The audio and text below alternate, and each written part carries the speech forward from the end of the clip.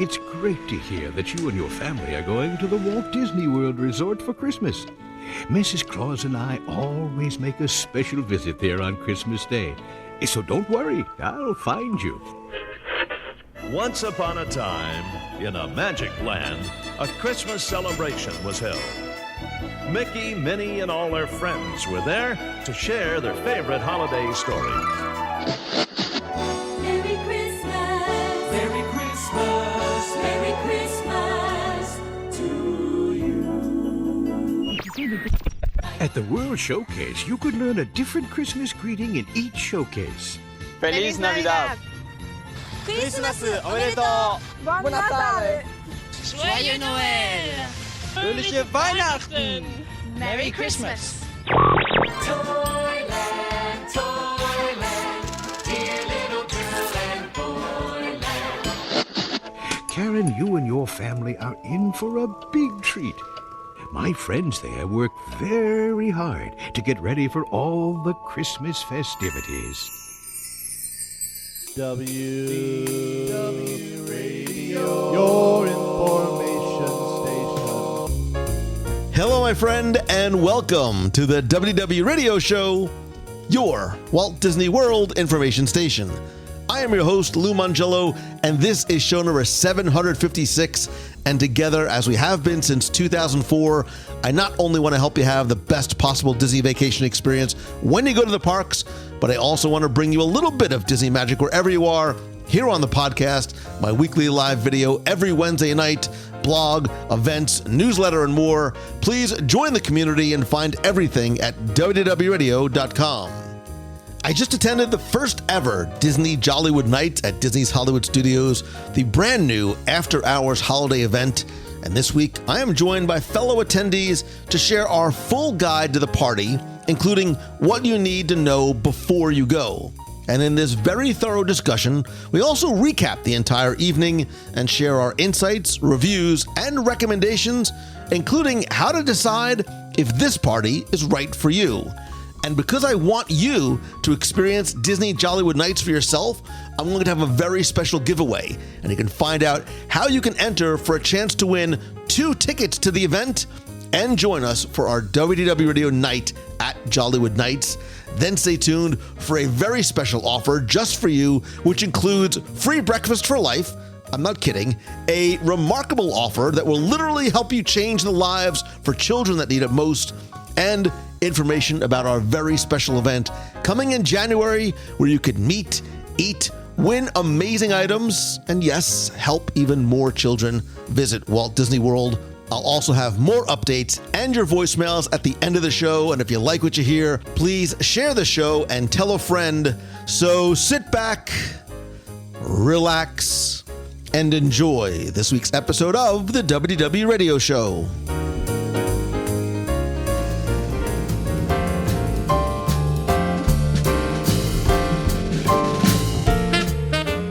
One of the things I love about Walt Disney World are the snacks. No, what I meant to say is that one of the things I love about Walt Disney World is how, depending on the time of year that you go, you can have such a wide variety and spectrum of experiences. Going to a food festival at Walt Disney World is very different than trick-or-treating through the Magic Kingdom versus going in summer or coming down for a race weekend. But the holidays at Walt Disney World, to me, I think they are something extra special. From the decor to the musics, I speak for a living, to the music, from the decor to the music to, yes, the snacks and the weather and the specialty foods and, of course, snow on Main Street, USA. It is the most wonderful time of the year. And there are so many different and diverse ways and places to celebrate, including something brand new for 2023, Disney Jollywood Nights at Disney's Hollywood Studios. This new nighttime party debuted on Saturday, November 11th, and I was fortunate to have been invited to attend its grand opening. And so this week, I want to share with you not just everything you need to know about the party, but what to know before you go, how to determine if Jollywood is the right party for you, what we liked, maybe what we didn't, a little bit of reaction and reflection, and maybe even a few suggestions on how to make the party even better. And by we, I mean I cannot, will not, and should not do this alone. In fact, I really, especially for this, I really wanted a number of different voices and opinions because I have been screenshotting a lot of different other voices and opinions, and I think I've seen online. And for an event like this, especially a new one, I think you, as a listener and potential guest of the party, will get more value hearing a number of different perspectives. So I want to welcome back to the show Serena Lynn from Living by Disney. Hello. Good to see you again. And Matthew Krull from Imagination Skyway. Hello. Great to be back.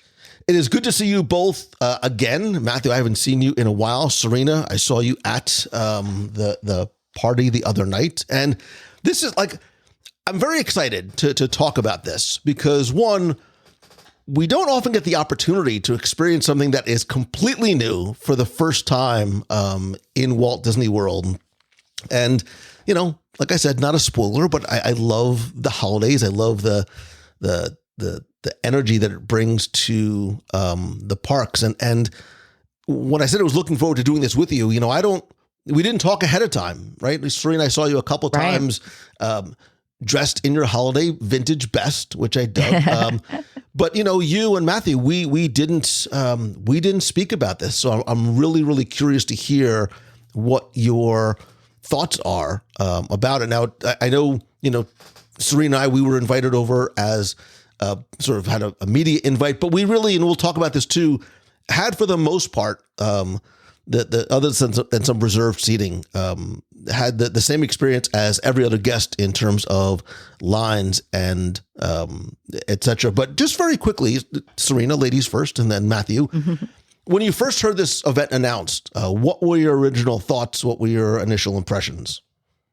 I thought it was so smart. It's one of those things where once they tell you the concept, you're like, of course. Why didn't this exist before? It's such a perfect blend of the Hollywood, the old Hollywood vintage vibes that they already give for the holidays. How Hollywood Studios has just really blown out of the water their decorations. I just feel like they have far exceeded even Magic Kingdom, which used to be the iconic one for me. And the vibe is very much that vintage retro vibe. So having an event there, a holiday event, was perfect. And then taking it even an extra step and making it something that's old Hollywood glam, and you're tapping into the vibes that are already all over the park and all of the theming that we already have. It just was so smart. And then sort of giving that that it's not an adults only event by any means. Disney's always family friendly, but it's sort of marketed more to maybe a little bit different audience than Very Merry. So it kind of makes sense that you're tapping into maybe a different type of Disney guest. Yeah, I felt that I agree with Serena. This was really a clever way to create a different kind of Christmas event experience at Walt Disney World. I've been to Mickey's Very Merry Christmas Party a number of times, and it really is, while family focused, geared a lot towards the kids. You can meet Santa. You see that fantastic Once Upon a Christmas Time parade. There are some attraction overlays, lots of sweets, which, by the way, because this is a snack focused discussion as well, I came prepared with a snickerdoodle cookie from Mickey's Very Christmas Party and a hot chocolate on top of my Disney Jollywood Nights coaster that we got at the event. But I appreciated the fact that this was offering something different. And like you, Serena, I love Hollywood Studios, especially at night. So getting the chance to see this for an extended period with the holiday decor and with some enhancements to the experience, I was really looking forward to. That being said, I wasn't sure how much was going to be offered here when I looked at the list. I thought it was maybe going to be a few snack locations to try something new, holiday focused, maybe a few attractions open to experience after dark, and a couple of live shows and experiences. So I was expecting to be in and out of there within a couple of hours. And I, despite running around and taking no breaks, absolutely ran out of time. There was so much that this event offered. Yeah, we first heard about this, a few months ago. I think there was like a halfway to the holidays event where they first announced Disney's Jollywood Night. And I was super excited because, like you, I love this park. I love the retro feel and the vibe to it. I absolutely adore it during the holidays. You see decorations that, I remember seeing as a kid, around Christmas time. I love the music. I love the vintage aspect. And as they were starting to explain that there were going to be these differently themed zones of different era in terms of music, I was like, I'm all in. Like this has got me written all over it. Now, a couple of things, especially in terms of as we set up our discussion today, I was a little conflicted even before I walked in the door, and I'll explain why. I never, ever, as just sort of a personal rule, I never judge anything based on opening night, whether it is a show, an attraction, especially a restaurant. I was in the restaurant business. Like, I know, like, you can't open a restaurant to thousands of guests, here at Walt Disney World on opening night and expect that to be representative of what it is. You need time to tweak and test and adjust. And we were, again, gifted with the opportunity to attend on opening night, which I understand, right? Because we want to sort of see it first and see it as soon as it opens and sort of take it all in. And with opening night, whether we're not sort of talking about Disney, I think there's always going to be criticisms, and I'm sure you guys did as well. I've been very sort of paying attention to the responses, both talking to guests who were at the party. It's literally sitting in my car, soaking wet, by the way, at Disney's Hollywood Studios, reading reviews online, just to see what that initial sort of pulse was. And look, let's be honest, there were some criticisms that were very harsh. And I think some maybe, potentially unfairly so, but I also understand and acknowledge that, one, significant investments have been made. This is not an inexpensive ticket. We'll talk about the price, etc. There's high expectations, one, because it's Disney, and those expectations they're not always met, especially at the beginning. And my feeling was, even before I walked in the gate, is that every experience evolves, right? And is going to evolve. And I think the party that we attended on Saturday will probably, hopefully, not be the same experience that other guests have going forward. I think we've seen this in the past too. I'll use a recent, like the Disney Wish. The Hyperspace Lounge is a perfect example. The way things were done on day one of that first cruise did not work. It was not a guest satisfier, but they were literally like handwriting tickets, like with return times and testing and adjusting. And I think this is what happens. Like, things on paper don't always execute as planned once you have real human beings with freedom of choices in those spaces. I do a lot of live events through the year at a microscopically smaller scale, but the dynamics are the same, right? So I can understand and appreciate and be almost a little sometimes sympathetic to the chaotic feel. And there was moments of chaotic feels on a first night like the ones that we saw. Yeah, I totally agree. I think there's not maybe much grace given for that sometimes because it's Disney and because they set a high bar, which we love. That's why we're fans. That's why we're such huge fans of their product and their parks. That's why we show up for everything that they do, because they set an extremely high bar for themselves. But it also means that we're not used to seeing them in the testing out phase of things, because how long has it been since we had a brand new event of this scale? It's been a very long time. So this isn't just, like you said, a restaurant opening is one thing, and that there's going to be a lot of things that you're going to have to work kinks out with that. But can you imagine that on a park-wide scale? Every piece of this event was brand new. So I'm sure that from the moment that the party started, they were making notes of, okay, we need to change this. We need to fix this. Yeah. Yeah. And again, in the interest of full disclosure, like before I was even invited, and because I never assume or presume that I will be, I said earlier, I fell in love with the idea of this event, the theming, the location, the new experiences, so much so that I booked a hotel room in Walt Disney World so I could get early access to tickets, right? Because they were going to sort of roll out ticket sales to resort guests first and then non-resort guests. And I wasn't sure if the event was going to sell out, right? We don't know, is it going to be like Run Disney where people are taking the day off to make sure that they get their tickets? So I bought not one, not two, but I bought 6 tickets for me and my family, and 2 that I knew I was going to want to give away. I figured we'll do sort of a WDW Radio Night at Disney's, Jollywood. Again, not opening night, but on Monday, the 20th. So for people who sometimes, again, I'm sure you both have seen this online too, they were invited to the event, so of course, blah, blah. Look, my opinion is always honest, not just because I have a lot of $1,200 worth of skin in the game, but because my opinions are always honest. It's always funny. Sometimes I'll be scrolling through YouTube or on reading blogs or whatever. Here's my honest opinion of whatever. I always wonder why people say this is my honest opinion. Are the other ones that you're giving not honest? You have to sort of qualify it. I'm a choose the good kind of guy. I will always try and choose the good, especially when I am investing money in a meal, a movie, a show, or a ticket like this. But certainly we acknowledge too that everything in Disney isn't perfect all the time, including at this first ever Jollywood night. Mm-hmm. Absolutely. Yeah.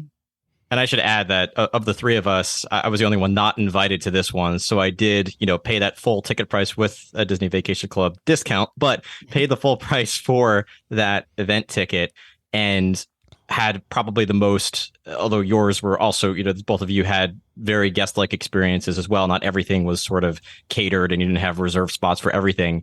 I almost had to go in with a game plan and a strategy from the beginning. Once I did get that final list and realized that, no, there's a lot more than just a couple of hours of things to fill my time with, I had to form that strategy of how I was going to tackle this event. And like D23 Expo, like Mickey's Very Merry Christmas Party, like Oogie Boogie Bash, like any other ticketed event, I knew it was going to be impossible for me to see and do everything, which on one hand is great because you have so many options available. You get the chance to maybe come back and do it again differently. Not so great because if it's your one time here, it makes it very hard to see and do everything. So I went in with those must-dos of here are my top 3 or 4 things. I did know I would have to make some sacrifices for things I wanted to see and do. And ultimately, I think I left with maybe having done a couple of fewer things than I even would have liked to have done. But again, knowing just sort of going into something like this, that even if it is a well-tested and organized and an event like Mickey's Very Merry Christmas Party, where they run, dozens of those, even then it's so hard to get to see and do everything. So you still have to pick and choose. So I brought that same mentality with me to this. And I think that's a way that you could perhaps approach this type of event in the future, is to think about what those must-dos are and just going in with, okay, these are the things I really want to prioritize. And these are the things that if I get to them, great. If not, it's not a total, time wasted at this event. Yeah, I would totally agree with that. I think expectations are a big problem in people coming away from anything disappointed, and not to get super philosophical, but I always feel like social media doesn't really help with that. And I recognize how hypocritical that is because it's literally my job to share things on social media. But it can sometimes set up an unrealistic expectation because you're not just seeing what one person did at one event. You're seeing what multiple people did over many, many events. Sometimes they're local, so they're coming often, they're coming multiple times. So you lose any kind of context on any of that. And so you're just watching it and going, okay, they've got this, they've got this, and I'm gonna see and I'm gonna do it all, and I'm gonna eat these things and I'm gonna go here. And obviously you want to get the most value that you can, but sometimes we set ourselves up for disappointment because it's just unrealistic. We have no logistics built into any of that as to how we can actually get any of it done within a certain time frame. Well, it's one of the reasons why I wanted specifically like Matthew to come on, because you're not local, right? So you bring a different perspective and perception and experience than we who are locals. And we'll talk more about this too in terms of what we're looking to get out of an event. Because I think sometimes there are some folks who maybe come during the holidays and they leverage an after hours ticket like this as a way to experience attractions without a line and do some things that maybe they couldn't do, where we, this is in our backyard. Maybe we don't look at it that way. Just to take a very quick step back from this, because one, we really didn't know a lot coming into this. We sort of were buying tickets, blindly in terms of what the actual offerings were going to be. We didn't really understand until, at least for me, until I sort of had boots on the ground of exactly the first time we opened up that map, what there was to experience and where it was going to be and what it looked like. The party takes place, unlike Mickey's Very Merry Christmas Party, it takes place only on 10 nights. We went to the very first one on November 11th. It runs through December 20th, so it's not some place that you could go, on Christmas Eve or Christmas Day. They limited it to 10 nights. The other thing is the entire park, is not open. The entire park at Disney Hollywood Studios is not every attraction is going to be open. Not everything is going to be able for you to experience. But let's sort of look, first at the overall event and then go into some of the individual aspects of it. This is, and I think what we see a lot, and I think for all of us, is the initial thing is, how does this compare, contrast, complement, or compete with Mickey's Very Merry Christmas Party? We sometimes try and compare apples to apples when, I think they're not, right? They're both hard ticketed events, but they're different in a lot of ways too. So this event runs, for example, from 8:30 p.m. to 12:30 a.m. Yes, you can get in at 7 o'clock.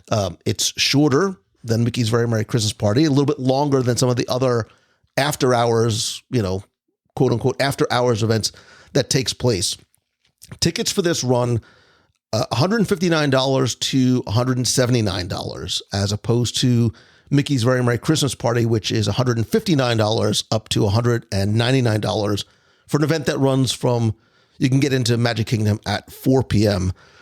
Until midnight.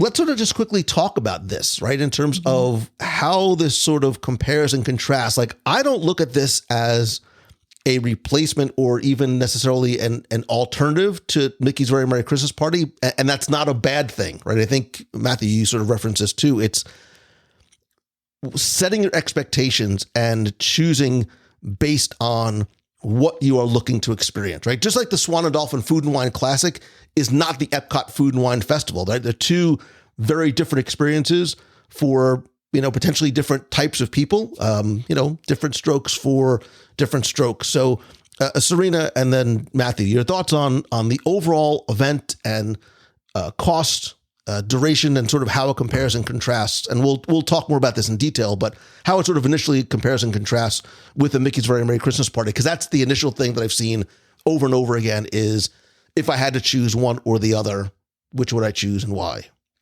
Yeah. And I think you're right. It's not apples to apples because they are very different events. Jollywood Nights, I think, is definitely geared more to the adult experience. And Very Merry is very much about family, the whole family coming in and enjoying it together. And of course, neither one of those are exclusive to those experiences, but that's just in terms of like how they're marketing it and sort of the ideal person for it. I do think that, because they're comparably priced, it's hard not to compare them and say, what you're going to do. I think there's a lot of people that are going to be visiting that aren't going to do both, because that, along with park tickets, that's really going to have a lot of cost involved. And I don't know that you need to do both. I just think that hopefully as Jollywood grows and more of us talking about it, we'll give people a sense of what it's about so that they can make that choice of basically which sort of vibe are you looking for. And it's really going to come down to how you personally prioritize your entertainment. I think at the end of the day, like if you're a ride person versus a food and beverage person versus live entertainment. I mean, we all like it all, but we also will prioritize certain things. If, for example, I love Disney's live entertainment. Shows are always going to be my top priority in anything, whether it's cruise line, whether it's live events, whatever. I love their live performances. And so for me, I might get more value from Jollywood Nights than someone else who are the type of person that they're like, I'll skip the shows. I'm not really a show person. I'll skip that. I want to do the rides. I want to do other things. So much of that is subjective to who you're speaking to, in terms of like what they feel is most important. I think Jollywood is definitely about the sort of style of it, the dressing up. That was very much put emphasis on, even in their marketing and even in their thing. That was like, you were encouraged. I forget exactly how they worded it, but you were encouraged to show up in your Hollywood glam. So the person that's going to dress up is going to prioritize that. And that's probably not the person that's going to be like riding Rock and Roller Coaster 12 times in a row, just because the line's short. Because, if you're super glammed up, you're not going to be the person doing that. So those are two different people, right? And so I think that they're kind of going after the people who like love Dapper Day. They that's their vibe. They love to do that and take the photos and just have that sort of more glamorous experience in a park. And that was really fun, because when do we ever do that? I'm always in like tennis shoes and shorts and, baseball cap at Disney. So to put on a dress was like, that was a novelty. And I think they were very clear, right? In sort of targeting an older demographic in terms of how they were going to be, reimagining some of the elements of the park. I mean, this, let's say it at the outset, I don't necessarily feel that this is an event that is designed for kids, especially young kids, unless you are coming there to ride attractions and maybe meet some characters and things like that, because a lot of the entertainment offerings are maybe not things that would be attractors to younger kids. You're not going to get a parade like you do at Very Merry or Not So Scary. Mm-hmm. I would totally agree with that. And Lou, to your point, I brought my family with me for this trip. The three of us went together to Mickey's Very Merry Christmas Party. I went by myself to Disney Jollywood Nights. I did not bring my almost 2-year-old daughter with me to that event, knowing there would be very limited offerings for her. The vibe of these two experiences are completely different. There's some overlap when you get that Disney holiday spirit and the decor and the Imagineering and the snack offerings, but I compare Mickey's Very Merry Christmas Party to that Hallmark Christmas card feeling. You just walk in and everything is magical. There's snow on Main Street. There's this joyful musical atmosphere. It's just like a big warm hug. It's just such a comforting, nostalgic feeling at Mickey's Very Merry Christmas Party. And in Jollywood Nights is very good analogy, Serena, with a Dapper Day sort of feeling. You get people really dressed up. I did not dress up for this occasion. I was not going to pack my tux in my suitcase, but nor was I going to wear it in 80 degrees. But I had that same debate with myself for bringing my Christmas sweater to Mickey's Very Merry Christmas Party, not realizing it was going to be a little bit hotter than I expected it to be, so I did not. But Disney Jollywood Nights is more like a holiday cocktail party that's just done incredibly well. And I say that despite the fact that I had not a single cocktail at this event. I was more focused again on some of the more family options that were available there. I did see kids to that point. I did see them having a good time, but I did feel that there was a little bit less for them to do. The other thing that I thought was actually in some ways superior at Jollywood Nights were and this might have been unique to the first night, the wait times on attractions. I actually walked back to Star Wars Galaxy's Edge. I tried to get the virtual queue for Rise of the Resistance at I think it was 8 p.m., thinking it was going to be like 7 a.m. any resort day. And I got boarding group 14. And I was called immediately when the event started. And I never ended up getting there because I had so much else to do. But I walked back to Star Wars Galaxy's Edge and I walked around, and it was like attending it on a media day. There was nobody there. And the same thing at Toy Story Land, completely empty. The longest wait I saw in the park was 20 minutes for Slinky Dog Dash. everything else was basically a walk-on. So that was one element that, while it might have been unique for the first night, when word catches on and spreads, it might blend into an after-hours event where more people prioritize the attractions. The other element of this was the live music. That, to me, was a real treat to see at this event. Lou, I know you and I both love the Tip Top Club Twilight Soiree over at Tower of Terror. I even loved the Disney Holidays in Hollywood performance, the live stage show. I was not expecting a live orchestra on stage, nor was I expecting some of the live performances. It felt like a Broadway-style production in Disney's Hollywood studios. Very classic MGM Studios feeling to it when I was really sitting there and sort of thinking about it. So those are two elements that I thought, if you were to prioritize those things, that might be a reason to lean towards Jollywood Nights. And if you want more of that, again, a little less, classic, warm, nostalgic Christmas feeling and more of that adult cocktail party sort of vibe with rides and attractions and lots of other fun things to do. That's how I would really compare these two completely different events. Yeah, I agree wholeheartedly. Look, we keep sort of referencing it that it's not necessarily geared for kids. I mean, there's no children's ticket. I mean, there's no children's ticket. So if you want a child to come, they need to pay full price. And I think it's a subtle or not so subtle way to say that this is meant to be, like you said, a little bit more of an upscale experience. It's why I said that I don't think it's comparing apples and oranges to Mickey's Very Merry Christmas Party, because it's not meant to be a Mickey's Very Merry Christmas Party in another park.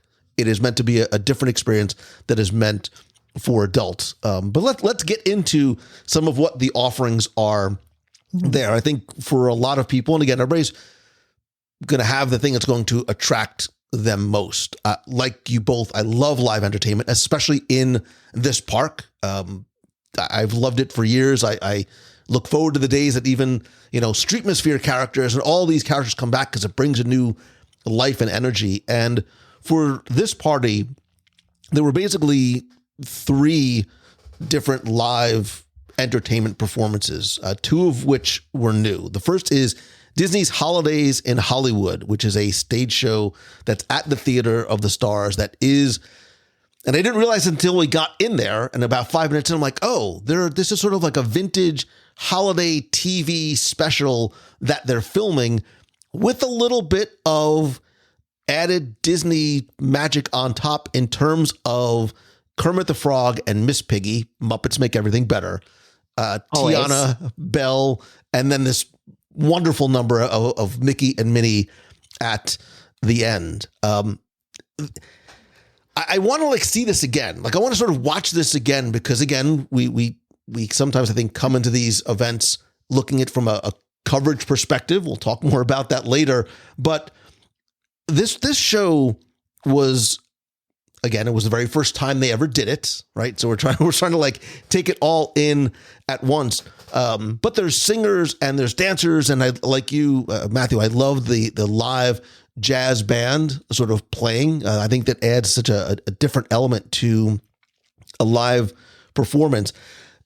Again, as I came out, I really wanted to try and get my finger on the pulse of what people were feeling, and it was all over the place. Some people absolutely loved it, and I can't wait to see it again. This is the reason why. And I took a screenshot of one review I saw online. Somebody said the show is awesome. I would go back just for this show. We need more entertainment like this. Tiana came out, sang new songs. Mickey and Minnie did a duet. Belle came out and she's live singing. The dancing is phenomenal. And there's a live big band orchestra on the stage. Sign me up. So what were your thoughts on this show in particular? I loved it. I absolutely loved it. It was like a Disney variety show. I thought that it was so well done. I like you, Matthew, I was not expecting the whole live band. That was just like a whole, and it's one of those things that maybe doesn't translate well to screen, which people always need to remember, that Disney Imagineering, they create these experiences for the person that is there in person, not for the one who has recorded it and shared it with you later.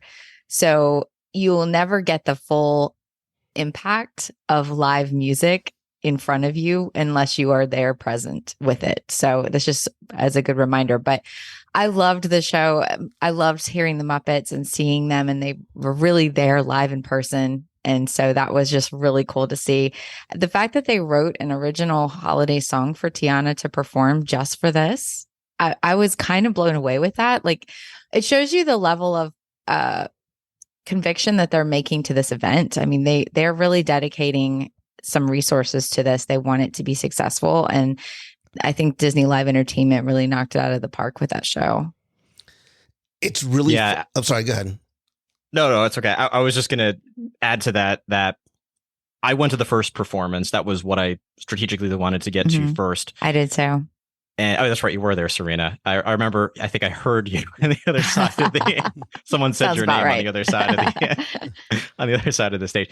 But so there's something about the live aspect that you really cannot capture through videos, through reviews. I say this a lot about Disney attractions. There's something different about reading a review or watching a video of Avatar Flight of Passage and then going and riding it. It's a completely different experience. There's no way to fully grasp the sensation of really being on that attraction or any other attraction. And the response to the way in which Kermit and Miss Piggy made their introduction on stage, there was, and I watched back the video, I listened back to the recording I made. There's this enormous cheer that just happened within the audience when you see Kermit and Miss Piggy on stage. And that's one thing that I've appreciated now, seeing the Muppets several times in person, just the two of them. You cannot, there's a completely different experience seeing them in person and watching them in a movie or watching an event on screen. There definitely was a lot of focus on making this particular stage show feel as close to a live performance as possible. And that I really appreciated. To your point, Serena, they did not have to do that. They could have made, pre-recorded segments, put them up on screen, added some live stage elements to it, and people would have still had, I think, maybe, not as great reviews, or still mixed reviews about this, but I came away from that first performance thinking I definitely would want to go back and see that again, and I'd probably prioritize that show over a lot of the other aspects of the event after seeing it with my own eyes. I'm happy you both referenced that, because it was one of the things I wanted to talk about too, is this idea of seeing it with your own eyes. I think we are sometimes we don't appreciate the importance of live theater. I come from a theater background, like way back when. I started college as a theater major. Go figure. Weird. What a journey you had. Restaurants, law, theater. I know. Here we are. Clown college for 3 years. No, I'm kidding. But, there's a reason why you need to go to Broadway. You need to go into a theater and sit there and feel the energy, because nothing that you watch on a especially small screen is going to convey that. And we sometimes, and I'm very sort of hyper aware of, when the curtain goes down, what does that energy feel like, right? What does that crowd sound like? And maybe the video you're watching was with a shotgun mic and you can't necessarily get that energy from the crowd. And as you're walking out, what's the buzz, right? What are people around you saying about that performance? I think that, again, it was a first performance. I think that there's some timing things that could happen, and maybe every single joke doesn't land, and that's okay. Tiana came out and sang a new song that was written specifically for this performance and for Jollywood Nights.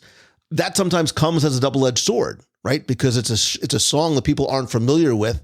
You may be going in, I'm expecting the vintage classic songs. What is this?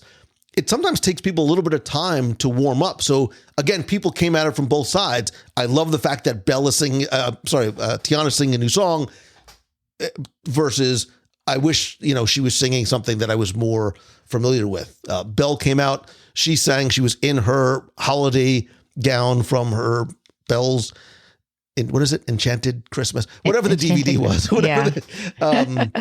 But I really, really liked, and I really appreciated the way they finished it with the Mickey and Minnie duet. So it is one that I want to go back and see. But like you said, Serena, not every show is going to be for everybody, which is why, nice segue, Mangello, I'll pat myself, which is why I think Tim Burton's Nightmare Before Christmas sing-along is like opposite side of the coin in terms of what this is. This takes place in the Hyperion Theater where the Frozen sing-along takes place. And, you know, this is sort of promoted as a sing-along with the Pumpkin King as you follow two friends on a larger-than-life journey.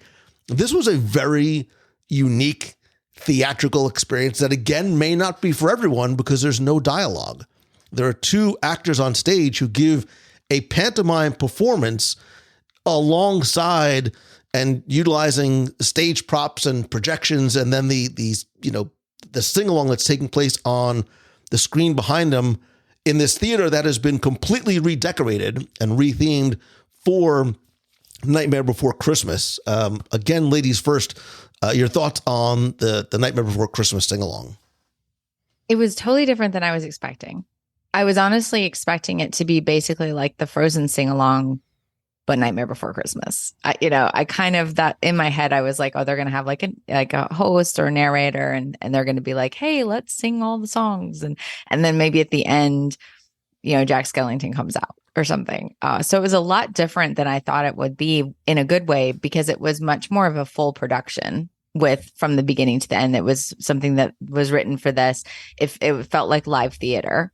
It was much more like live theater than just like a little retelling.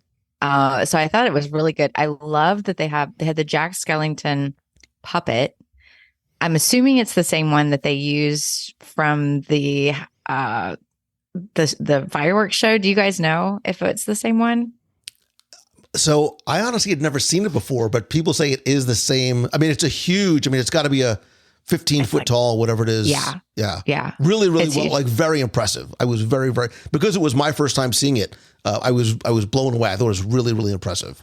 Yeah, he's really, really cool. I'm assuming it's the same one because when you see the fireworks show during Not So Scary, he's there on the castle, but you don't get that sense of scale because he's way up on the castle stage and you're seeing him on the backdrop of the castle. This was like, now he's just like on a regular stage. So it just seemed like huge, very cool. The fan base for that show is amazing. I love that they brought that out. There's so many fans of the music from that. Having Oogie Boogie there, that is for us, not so much for Disneyland, but for us, Oogie Boogie's a rare character. Like we don't get to see him a lot in shows or anything. So getting to have him there was really cool. I thought it was amazing. Those were definitely those two shows are like the cornerstone pieces of this event to me. Yeah, on my end, so I'll admit I actually didn't get the chance to see this while I was there. There were a few things I did not get to, and when it came to, again, that priority list, I prioritized the live stage performance for Disney Holidays in Hollywood over this one. And I am a fan of Nightmare Before Christmas, but I wanted that experience of something new I hadn't really thought I'd seen before. And that being said, when I went back and looked at some of the coverage from this performance, it was different than what my expectations were. Because again, I was kind of picturing when you say a Nightmare Before Christmas sing-along, they have the large screen there in that theater. You just sort of, project the movie with words that you could sing along to. If you don't know the lyrics, you have a couple of hosts of the show that are encouraging guests to sing along, and that's it. And then when I saw what it actually was, I kind of, was beating myself up a little bit for not prioritizing that and taking the time to see it. So I would love to go back and see that again. And the interesting thing is that because it is Nightmare Before Christmas, you almost get the sense that could have been a Christmas show or a Halloween show. They could easily repurpose that for Oogie Boogie Bash, and they could use it over at California Adventure. So I love that element of it. But yeah, I did not get to see it with my own eyes, so can't from that perspective. When it comes to prioritizing, if you do like Nightmare Before Christmas, I would say don't be like me and make sure you prioritize that show over Holidays in Hollywood. So a couple of things. One, it's a testament to the fact that despite what you might see online, that there's quote unquote nothing to do. You cannot do it all if you want to try and do it all, and why having a game plan going in, part of the reason why we're doing the show. So to help you figure out what you want to do and make sure you sort of, have your approach walking in the door. Nightmare Before Christmas is such an interesting animal because there are people who sort of live and die by the Nightmare Before Christmas. I love Halloween. I love Christmas. I can appreciate. For some reason, I can't sort of wrap my head and heart around this movie. I try every single year, and I haven't done it.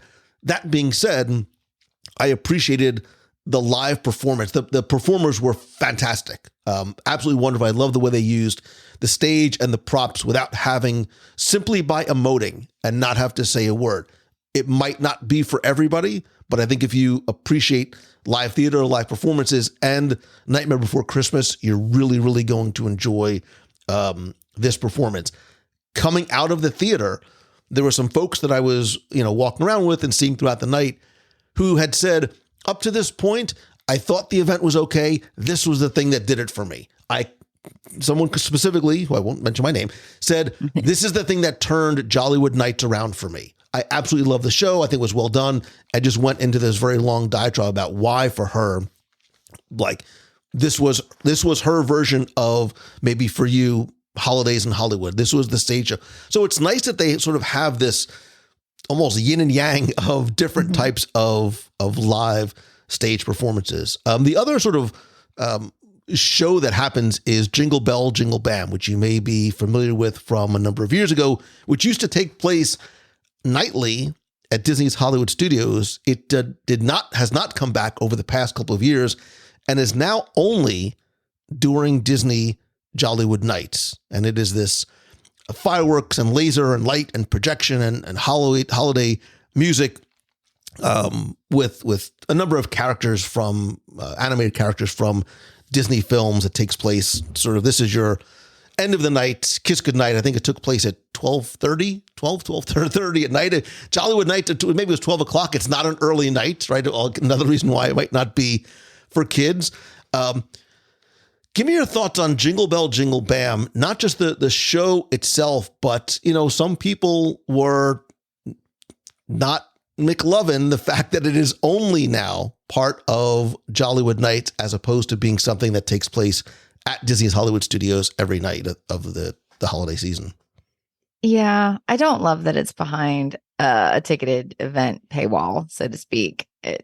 I think that it's hard. It's always hard to take things away that you've had, right? Mm-hmm. So it used to be something that we had for free. It was just part of the holiday entertainment at Hollywood Studios.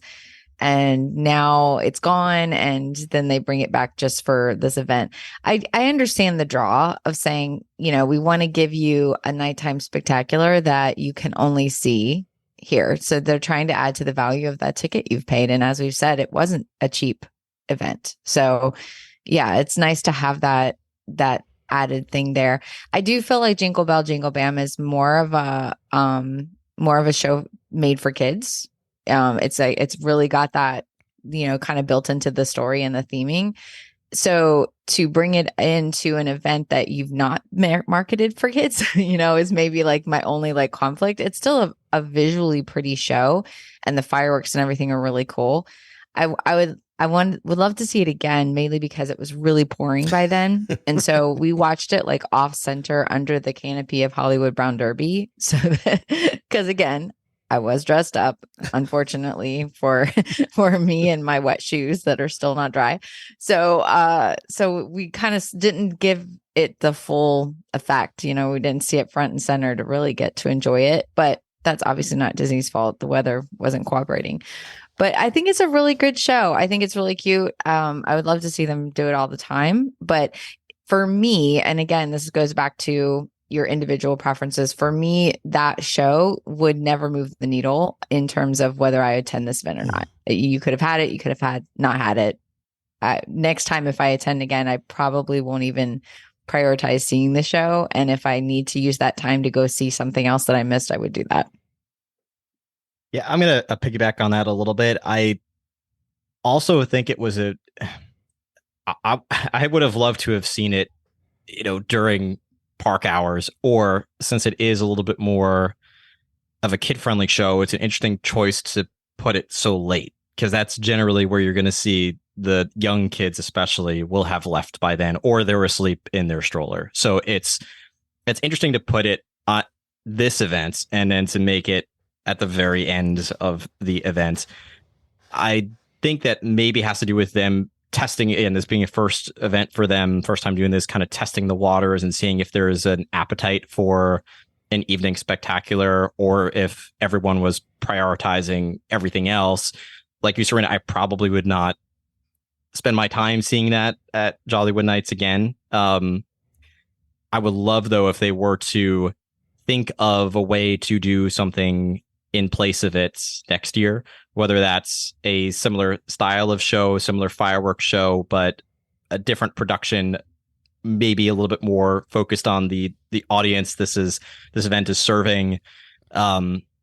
Or even if, I know that, Hollywood Studios doesn't have a parade right now, but you could add in a parade of some kind. And especially if you do make it more kid focused, you have that again earlier in the evening, very similar to Once Upon a Christmas Time parade, which I do think is, for me, that's one of the reasons I like to go to Mickey's Very Merry Christmas Party. Same thing with the Boo to You parade at Mickey's That's So Scary Halloween Party. Those are the, nighttime spectaculars I do prioritize when I go to those events. So I think it sort of missed the mark, or didn't find its right home with this event. It would be great to see them bring it back during the holidays, during regular park days as an evening spectacular, and then find something new for Jollywood Nights. I think that would really enhance the value of the ticket. Yeah, I don't disagree with you. It's hard to take something away that was there for free and you feel it's being sort of gate kept. But by the same token, playing pure devil's advocate for an event that's only 10 nights, it's only a 10-night event to, can you justify creating an all-new parade, an all-new stage show, a new fireworks show? Because there's a lot of logistics and there's a lot of financial investment into any and all of those, especially when you deal with real human beings that have to, learn a new show and things like that. So I don't know what the answer is. I would love to have had something in that center courtyard to sort of wrap up and celebrate and sort of punctuate the evening that was not that show again. That's sort of something that I felt it wasn't absent because there was something there, but I wish it wasn't Jingle Bell, Jingle Bam. I don't have the solution of how to sort of work around the logistical and financial aspects of it, but I'd love to have something special to sort of punctuate that night and that moment there. Yeah. I think too, Hollywood Studios is just laid out differently than Magic Kingdom too. Magic Kingdom has that hub, and it's like a natural point, throughout when you go to Very Merry Christmas Party, there's several points during the night where you naturally sort of come back to center, back to base, and you're going to watch the fireworks there. You're going to watch the parade there. You're going to see the snow on Main Street. And so you sort of feel like you have that connection to the other guests, or the event feels more holistic because of that. Whereas this one just felt a little more disjointed. And that's just, to me, I just took that away as this is so brand new. They have not found their stride yet with connecting the various pieces and bringing them all back together again for the guests. I think that's it. I think and it's new for us. It's new for the cast, right? There was a lot of cast that, that's the first time they were seeing it was the first time they were working it, right? So there's a little bit of a disconnect there too. And as we, look, I want this event to succeed. I want this to continue and grow because I really, really dig the concept. Look, there is that center stage area where the hat used to be in front of the theater. There's something you can do there. This wouldn't be it, but I almost sort of think of, it's like way back in you guys are both too young to remember, the Pleasure Island days where every night you'd count down to New Year's. And it was this sort of moment that brought everybody together, but it also signified kind of the end of the night, figuring something to do there. I love that idea though. Just sort of having a moment where everyone is going to join in that part. And it would also help them too, logistically, to have be able to anticipate some crowd flow, because there was some issues there with the lines and stuff we'll get into, but that's just simply not knowing where people are going to go at any given time. And when you give them one event or one thing, then now you can anticipate where they're going to be. Yeah, I think a lot of people didn't necessarily know like where to go or what was open. Like, what can I do? Like, what is open? Where are some of these things? Which sort of let's sort of get into the next aspect, which are these entertainment zones that they were creating or tried to create. And I think, again, there's going to be this gradual understanding of what and where these are, right? So on Hollywood Boulevard, I saw the DJ in the courtyard. I didn't see him on Hollywood Boulevard. I would have loved to have seen a DJ maybe in that center area playing some vintage holiday tunes. Over in Echo Lake was meant to be this sort of 80s throwback bash to stir up the sense of nostalgia. And you saw some throwback characters there. We'll talk more about characters like Powerline Max and Phineas and Ferb. Over at Commissary Lane was meant to be this holiday street fair, which like was a Latin street fair. Yeah, right? The Holiday Fiesta en la Calle. I took 2 years of Spanish. It's the best I can do. Latin holiday music, live musicians again, which I dig the live music there. And even inside, there was a lot of Latin inspired food inside the ABC commissary. The Twilight Soiree at the Tip Top Club over at the Hollywood Tower of Terror was my favorite. That late 30s, early 40s ambiance in the courtyard of the Hollywood Tower Hotel. We'll talk about the bar aspect of it, but the live music that was there with Rachel and the trio of musicians was fantastic. They were so good. They were I could have spent all night there. And when I go back on Monday, that's probably where you'll find me. And the Jazzy Holidays at the Hollywood Brown Derby, the way it's positioned is that the restaurant transforms into a smooth jazz joint where you can enjoy holiday music, craft cocktails, an exclusive menu of light bites in a sophisticated setting. Note that capacity is limited. You bet your bippy it was. Let's just start there and then let's go back because I think the Jazzy Holidays at Hollywood Brown Derby is a bit of a misnomer. It is not like a jazz club that you sort of walk in and out of. It is a sit-down dining experience, not a come-and-go lounge, which I sort of wish that it was. I don't know how you could do it, right? Because you can't sort of turn the restaurant over that way. The way this was done was that you needed to be at the Hollywood Brown Derby to join a virtual queue. There were admitted bugs in the virtual queue system where everybody got a 10-minute return time, which was not necessarily the case. I was with a couple of friends. One of my friends got a table for 4. We were fortunate. We were one of the first tables in there. Like it was luck of the draw. We were maybe one of 7 to 10 tables that first sat down. Loved the menu, loved the items on the menu. We sort of knew what we wanted very quickly. And our experience is I understand, admittedly, not the regular. We were in and out in 25 minutes, good, bad, or otherwise. We were in and out in 25 minutes, which I would have almost more. I wish I wanted to spend more time there and hang out. There was a jazz pianist up top center of the lounge. They obviously need to tweak the virtual queue system, but what if any were your experiences with the Hollywood Brown Derby?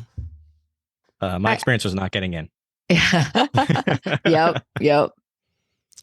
So a that's lot of people had that. Right. A lot of people had that. Saying the capacity is limited, I understand, but when this is one of the major sort of entertainment draws, if going to see a jazz pianist was going to be a draw for you, and again, I think there's an understanding of what what was in my mind's eye and what I actually experienced were two different things. Not that I was right or wrong, but it was a jazz pianist playing primarily Christmas tunes. There was a couple of I heard songs from like Moana and stuff like that in there too.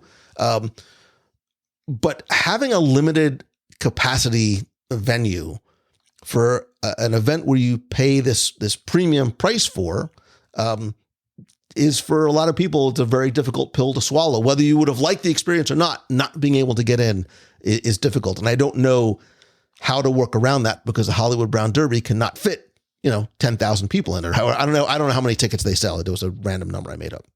Yeah. I think it's the walk up list is such a nice idea. But I almost think in doing that, they created like this false sense of priority, where people were prioritizing that option. And that was not like a lot of people did that like you before they did any shows or anything, because they thought, well, I better do it now because I can get in. And if it calls me back, I'm going, and it wasn't like, I definitely would not prioritize that over any of the other things. Like that would be something I would do much later in the evening. Unless you want a sit down meal. Like unless you want to sit down, and by meal, I mean, it's lighter bites and sort of appetizers, but it's not. Yeah, it is. I mean, that's sort of what it is. Yeah. I did love, we got to do it. And it ended up being sort of like, I want to say it was around 10 or 10:30 that we did it. And that was kind of perfect because there were lines for a lot of the snacks and the smaller things that were on offer throughout the park. And so because of that, we didn't have to deal with those lines, because when we got in there, we could just sit down and actually order food and eat and get something to eat. So in that sense, I felt like it was nice. Now the food you're going to get in there is going to cost you more than what you're going to get at Fairfax Fair or whatever. So there's something to think, consider with that. But I actually liked the fact that we got to sit down, we got to get in the air conditioning, because again, it's still hot. I'm annoyed about it, but here we are.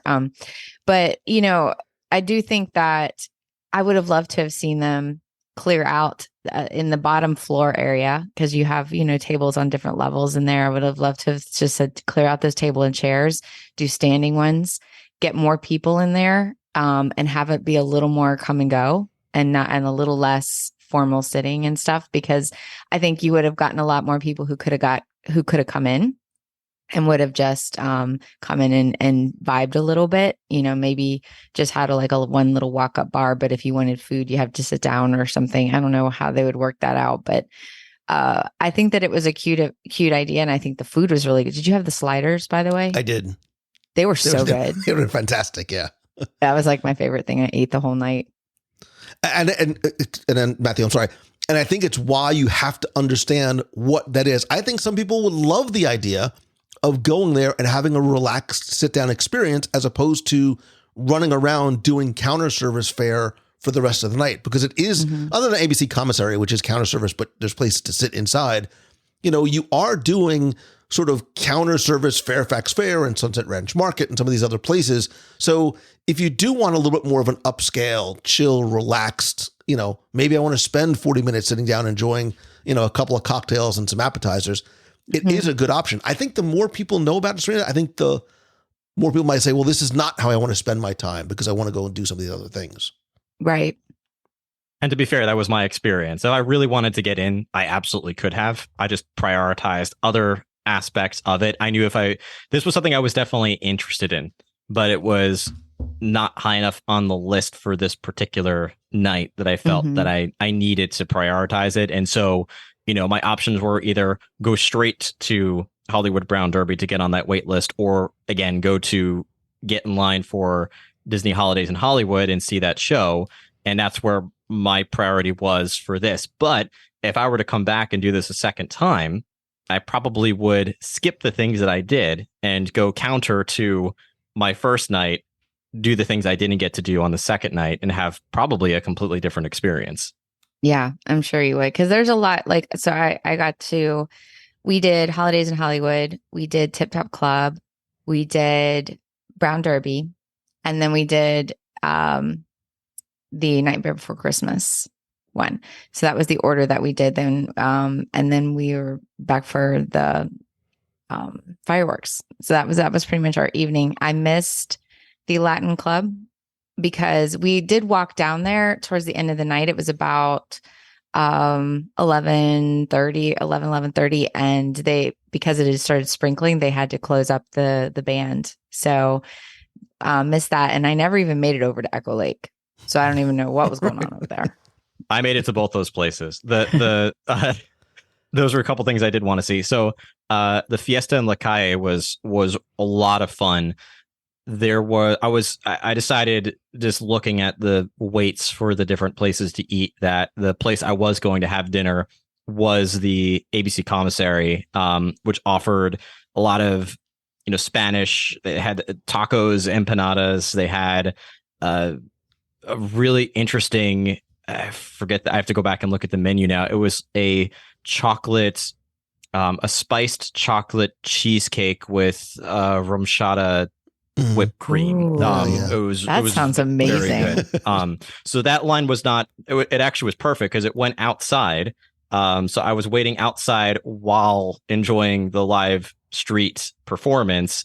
And then once I got inside, it was just a few minutes before I was ordering my food.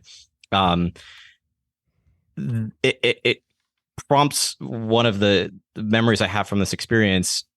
The cast members working at this event was one of the best parts of the event. I came across so many excited, just above and beyond cast members who really were very into this experience and trying to make guests have an incredible time. I caught this on video. I'm going to have to post it to Instagram. I just shared it into my story when I was there. There was a custodial cast member who was dancing on the side, and the performer literally called him over, and the two of them were dancing. I don't know what type of Spanish dance. It might have been flamenco. I don't remember what it was, but they were dancing side by side. And the look on his face, he was just having the greatest time. And almost in that moment, he was a guest enjoying himself at this party. And I felt that way with so many of the cast members. At every place I went to order food, I was just amazed with how warm and friendly. And it's like, we expect that at Disney, but it was a little above and beyond even what I get at Disney. They were just really into the event. So anyway, that particular performance was great. Definitely people dancing in the street. It, I think, accomplished what the objective was for that live performance. Really got into the groove there. And I did not, just because I was not going to embarrass myself in front of guests, but or the performers. But yeah, that part of it, and the food at the commissary was very good. Chicken empanadas, I'd say were good, not excellent. The beef tacos I had were excellent, and that chocolate spice cheesecake was terrific. So some really great food options over there. Yeah, and to be clear, like these, when we talk about these live bands, like these are not places to go and sit down. I mean, these are literally sort of happening on the street, walk up, walk by, whatever it might be, whether it's there. Echo Lake did not have any live band. There were characters around Echo Lake. There was a sort of a mobile DJ, but I saw him in the animation courtyard where a lot of the photo opportunities and characters were, as opposed to being in on Holiday Boulevard. And I think the Twilight soiree at the Tip Top Club, if you're going to Jollywood Nights and you're approaching Tower of Terror, do not let the long line fool you, because that is not necessarily for the soiree. Chances are it's for the bar. And this is, again, where you have to sort of be there once to understand what this is, because the soiree takes place in the courtyard of the Hollywood Tower Hotel. It's themed in that they are in vintage clothing. They're sort of meant to look like maybe they're ghosts and sort of lingering remnants of what happened in 1939. The band was remarkably good. I could have stood there all night long. There is you'll see the disclaimer that capacity is limited, not just for the courtyard space, because there's no seating. Again, it's a stand-up experience. But I saw this huge line, and I thought there was some sort of pop-up bar experience or something that was back there. And it literally was just a line for get a drink to get drinks, right? To get specialty cocktails. There was no, themed area. There was no venue to sort of go into. It was a line for drinks. So you might be able to free up or occupy, some of your time with, they have to somehow figure out a way to put another bar in front of the tower, next to the tower, somewhere to balance out those people that are trying to get those specialty themed cocktails that are there. But in terms of like theming and music and location, this was the thing for me that really was a huge highlight of Jollywood Nights. I agree. It was really, really well done. And so much of that, talking about like these pain points of hitting these lines in various places, so much of that is just depends on your like the pattern you followed at your party when you chose to do things. You could walk up if you had been there at the Tip Top Club, from what I understand, early in the party, because we did the Holidays in Hollywood first, so that was I think at 8:30. So we came out, so it was closer to 9:30 by the time we were going to Tower of Terror for that. If you came and did that earlier, they didn't have the line formed very well. It wasn't organized like that. So it was just like a mob of people. And so a lot of it is just the timing of when you happen upon something. It might be a good time. It might not be a good time. And because everything's new, nobody knew what was going on. Right. But I think that the theming of that event, how many times have we all ridden Tower of Terror? We see the little pre-show and they're going to this event and they're all dressed up in the elevator, and you get to go to this event that they were attending back in 1939. That's how I took it. That's how it felt to me. And the music and everything was so fitting for the entire theming of that attraction. It was like very satisfying to be there and to see that. And just, I could have hung around there for a long time. And they had this fog effect too, that made it really feel a bit paranormal when you were standing there. The backdrop of Tower of Terror was, I think, it sort of made the experience. If you had placed them somewhere else, it still would have been an enjoyable performance. But there's something about being in that courtyard that adds to the experience, and you hear the screams from Tower of Terror, and it really completed that atmosphere. Then if you also add in those specialty cocktails that were over there too, it really that to me felt most like the cocktail party elements of this, and I absolutely would go back and probably prioritize doing that earlier in the evening as well. Maybe see their first performance before it gets a little busier. Yeah, even as you walk up to Tower, like there's banners and bunting, so you can tell that there's some sort of something special that is going on there. Again, I think in terms of overall theming of any of the locations, I think this was done best. Did either of you take advantage of either any of the character meet and greets? The characters that were there were, the Fab Five, Edna Mode and Frozone were in Pixar Plaza with just different backdrops. And then in Echo Lake, there was Max, Chip and Dale as the Rescue Rangers, and Phineas and Ferb. But there was also a number of different photographers and photo opportunities. There was a robotic arm magic shot. Yeah. There was a different a camera array magic shot, and a few different photo pass lenses. Did you guys participate and do any of either characters or the photo pass? We didn't do characters at all. We did the robotic arm one. Louise and I did. That was really fun. When I saw it, I was just like, this is so different. I just really want to see what it's going to look like. And you get a video clip. So it's not a photo. It's actually a video clip. And it's like 25 seconds. And this robotic arm is sort of moving around you while you move a little bit.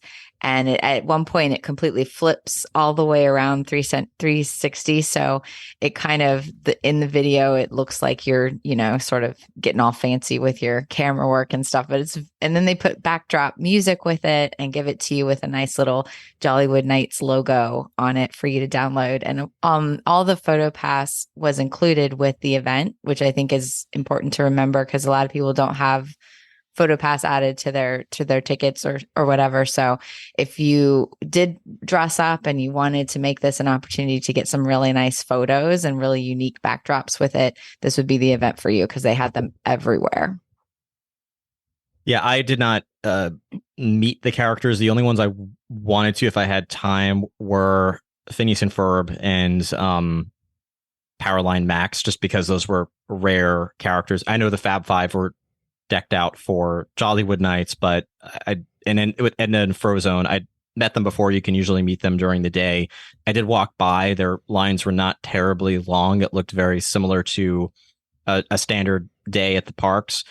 The photo pass options, I didn't get to all of them. I did get to a couple of them, mostly on Hollywood Boulevard. I didn't go really digging too deep into the PhotoPass options at the event. And looking back at some of the PhotoPass, photos that came out of the experience, I probably should have, just because it looked to be some really unique offerings. But with me, PhotoPass, I get like 1 in 100 are a good shot that I feel like I can share online, which has nothing to do with the PhotoPass photographer, everything to do with me. The PhotoPass photographers are wonderful people. I'm going to do an amazing job because I get hundreds of amazing pictures of Maggie.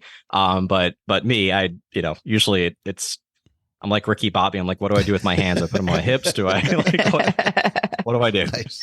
So didn't get to the PhotoPass options. I want to quickly talk about, by the way, I don't normally do PhotoPass, but I thought these were so unique, especially the robotic arm, as well as there was the shop in Animation Courtyard that had sort of that motion, the short video and other photos that you could do there. So they were dispersed through a number of different locations of the park, and I was just doing it just for fun on them. We talked briefly about the attraction. I just want to mention the attractions that were open included Slinky Dog, Toy Story Mania, Twilight Zone, Rock and Roller Coaster, Runaway Railway, Smuggler's Run, and we mentioned too, Rise of the Resistance is the virtual queue access only. How you choose to do your, party ticket is really up to you. And if you want to use and spend a time doing attractions, we talked about how everything was basically walk on for the most part. One thing I did not do enough of, and I will obviously change this when I go back on the 20th.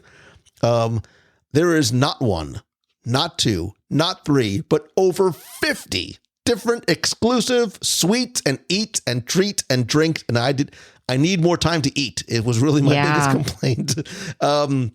There were some notable wait times for food despite the lower crowds. We talked about how the Brown Derby was transformed into the Jazzy Holidays Club, and they had a full menu there. But there's a ton of food here. And if you go to Disney Parks blog, they have a great write-up with a lot of pictures. I heard a lot of good things about, other than some of the early lines when the party first opened. I heard a lot of good things about a lot of the food, including I heard Dockside Diner was really good. There's also a spicy Korean chicken funnel cake that people were raving about. I did get to try the buffalo chicken egg rolls, or they're spring rolls, but the things I wanted to go back for, I have to find it on the menu. I got very excited and then sad all at the same time that I didn't get a chance to eat it. But supposedly there's a holiday turkey popover and a just the sides popover. The holiday turkey popover, turkey and mashed potatoes topped with gravy, cranberry chutney, and chives in a house-made popover. And there's one that's just the sides, mac and cheese and collard greens with ham topped with cornbread crumbs in a house-made popover, and a PB&J donut, peanut butter and jelly donut dipped in dark chocolate, topped with crushed house-made salt and vinegar chips. I'm not a sweets guy, but sign me up. Did you guys get a chance to participate in any of the culinary delights? And if so, favorites, thoughts? Not really. I had the popovers on my list, and I didn't get them. I forget where they were, but I wanted were at to Fairfax Fair. That's right. And that was one, that and the Fairfax Fair line and the line for Dinosaur Gertie, and her cookie. And there was a cute sundae with her. They were by far the longest. Those are the ones I have a feeling Disney will prioritize adjusting those. Yeah, I really wanted the holiday popover. I saw the queue and it went from Fairfax Fair back to like Catalina Eddie's. It was just, it had to be a couple hundred people deep. So I knew if I was going to get food, that was going to be the only food I was going to get for that entire event. So I did not wait on that queue. I probably would have, I really would have liked to. Food was one of the things I did want to prioritize while I was at the event. I did look up that dessert I got at ABC Commissary was a Mexican hot cocoa cheesecake. So spiced chocolate cheesecake on a chocolate cookie base topped with vanilla whipped cream and cocoa powder with a chocolate handle. So that was quite good. I am a sweets guy, so I went over to Dockside Diner and I got the the Christmas tree cookie stack. So there's a vanilla cookie stack filled with pistachio buttercream, cranberry, and raspberry jam, topped with sprinkles and a yellow candy star. And then from that same location, and this did not have a long queue. I'd say I waited maybe 5 minutes for this one, maybe 10 minutes for the ABC commissary. It was not; those were not terrible at all. But also Dockside Diner, I got the Sandy Claus hot cocoa, which is inspired by Nightmare Before Christmas, and it's dark chocolate hot cocoa topped with cherry whipped cream. And that was very good. Had trouble falling asleep after this event with how much sugar I Matt hasn't slept since the party because he's still on a sugar rush. That sounds amazing, though. Those were terrific. I would have liked to have gotten some more food, but that was one of the things I did like. And by the way, Lou, when it came to the attractions, they were more open than they advertised. Alien Swirling Saucers was also running, which was not on the list, and I was surprised to see. I think that might have been the only one, but it seemed like they maybe ran more attractions than they even said they were going to, which was a nice little surprise. So if you did have young kids, you could have brought them over to Alien Swirling Saucers, Toy Story Mania, Slinky Dog Dash. All three of those were running, very minimal lines. But yeah, the food, there was plenty of food. And then I believe a lot of the I think that like the Backlot Express was open for just regular dining. I think when I passed by, I know Ronto Roasters was not open, but the milk stand in Galaxy's Edge had no queue. That was open. Oga's Cantina was open. I was gonna say, yeah, and not only was it open, I passed by and they were trying to get me to come in because there was nobody. They were literally advertising Oga's Cantina in character. When do you ever see that? Like every time I go, there's always a queue. It's the reservations are full. They literally were trying to get people into Oga's Cantina, which was open. So that is so interesting. Yeah. I mean, obviously people were not there to go to Oga's Cantina, but I was impressed with how much was open. I did not expect to see that. So the trick is don't bring young kids. Bring kids who are old enough to go stand in line for food for you. So bring your own or rent, borrow somebody else's kids who can stand in line and go get food, because there was a lot, right? ABC Commissary had food. Baseline Tap House had specialty foods. Dockside Diner, Epic Eats, Fairfax Fair, Dinosaur Gertie's, The Market, Pizza Rizzo, Tip Top Club, Charlie Car Cafe.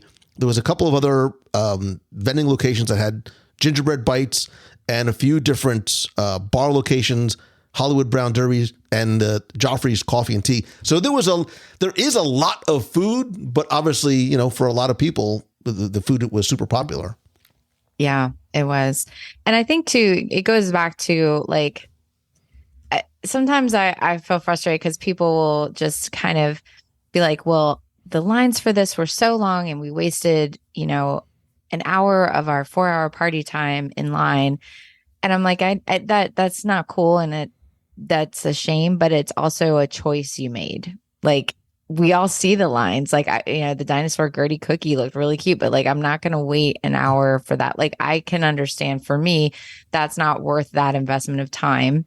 I know it would be nice if they didn't have the lines and maybe they'll be able to tweak that, but you have to kind of, it's like we talk about going into it with a plan. You kind of have to know what your priorities are and stick to them, and if something is a long wait, don't just skip it. It's okay. There's so much else to do that, unless it's just like the one thing that's a big deal breaker for you, be smarter with how you use your time so that by the end of the party, you feel like you got the value out of it. Yeah, absolutely. And the other thing too that I wanted to sort of the last piece of the puzzle that I think encapsulates this, and then we'll talk about maybe some of our tips to get the most out of the party, is the merchandise. And I think this is probably going to change. If you look on the map, it shows merchandise locations, but there was very limited, and I only saw one piece of specific Jollywood Nights merchandise available, which was exclusive to the party, which was the Jollywood Nights t-shirt that I saw over on Sunset. Sell the posters. There are some amazing posters. If you go to the Jollywood Nights site, that I would buy that Tip Top Club poster and hang it behind 100%. me in a heartbeat. I'm hoping that they do start to roll out some additional merchandise. I'm sure the demand is there. And speaking of merchandise, we did get a gift as you're on your way out. You get, I haven't opened mine yet, but they're coasters, correct? Jollywood Nights coasters? Yeah, I've got one in front of me. They're wooden coasters with little rubber grips at the bottom. It's very nice. It has the Jollywood Nights logo on it and 2023. Yeah. That's cool. It is nice. Thinking about like what would I do different again and stuff, I think that there's something to be said for maybe billing this as an opportunity to really get in rides, to really look at maybe spending some time in some lands that are always crowded, like Toy Story Land, like Galaxy's Edge. So that's something to think about. We were actually contemplating maybe trying to go back and doing a Star Wars focused night in Galaxy's Edge, because I love Galaxy's Edge so much and it's always packed. And if you could get time in there, just like with it, because it's so beautiful at night, and do the attractions, but also do ogas and, just get to enjoy some time back there without a lot of crowds. I mean, to me, that's like, that has a lot of value. So that's something I'm kind of contemplating doing if I go back. There's something that I want to talk about specifically about Galaxy's Edge. And so what I thought is maybe share a couple of tips and maybe some, because I think that we probably have them, some construction suggestions as to how to potentially improve what we think can be realistically, improved to enhance the experience. I think if you're going to Jollywood Nights, and then we'll talk at the end whether you recommend going to Jollywood Nights or not. I think if you're going, there's a couple of things. As with any party, you absolutely should get there early. You can get it at 7:00. One thing from a logistical perspective and an operational challenge, I think, because of some of the dynamics of the crowds, is when you arrive at the party, you get your wristband when you first enter the park. If you are in the park already, you can enter the park at 7:00 with your party ticket. You can, like Mickey's Very Merry Christmas Party, there are locations that you can get your wristband. This was an operational challenge that night. I heard those lines were very, very, very long. I'm assuming that is going to be rectified if it hasn't been already, in terms of visibility, signage, more cast members having more wristbands and being able to distribute those. But I would say right now, get your wristband outside before, and even if it means leaving and then coming back in, go get your wristband at the front of the park. I think you both said the same thing. Plan ahead and prioritize. Like, know what you're going for. Prioritize the things that you want to do. If you need to sort of build your schedule around the timing of shows and experiences, do that and sort of, reverse engineer your nights that way. And Serena, to your point, like if it wasn't 112 degrees outside, I would have loved to have put on, I don't know what I have in my closet, but in a perfect world, some sort of vintage theme, like get dressed up for it, right? Embrace that sort of old fashioned retro feel. Like I've never done a Dapper Day, but I loved seeing so many guests like you dressed up, embracing the night. I mean, I'm sure you must have been sweating like crazy because you had like a fur stole on. I mean, you did the whole thing, but be comfortable, but it's almost a little bit like a Halloween party for adults, right? Where you can sort of get yourself dressed up. You don't have to worry about, hopefully the kids or the strollers. And again, because it's not Mickey's Very Merry Christmas Party, right? It's not a replacement. It's not an alternative. It's not an after hours event. It is this more low key, upscale, dare I say, almost there's an element of elegance to it. Allow yourself to get dressed up and just savor the evening. Yeah, it could make an amazing date night. Like, oh yeah, so good. I mean, I paid for my ticket. I left the event saying I definitely would pay to do it again. I came away with it, and I think part of that was because there was more I wanted to get to, and more I would like to see. So there's a good chance, while I'm not going to be able to come back this year, that I might come back next year and do it again. Would I bring my daughter? Probably not. I'd still probably would choose to do this by myself, just because not only are there not as many things to do for kids that age, but also I feel like my priorities would be a little different going with her as opposed to going by myself. Just to echo what's been said and what I said from the beginning, this is true for just about if it's the same experience if you go to Disney during the holidays, that last week in December.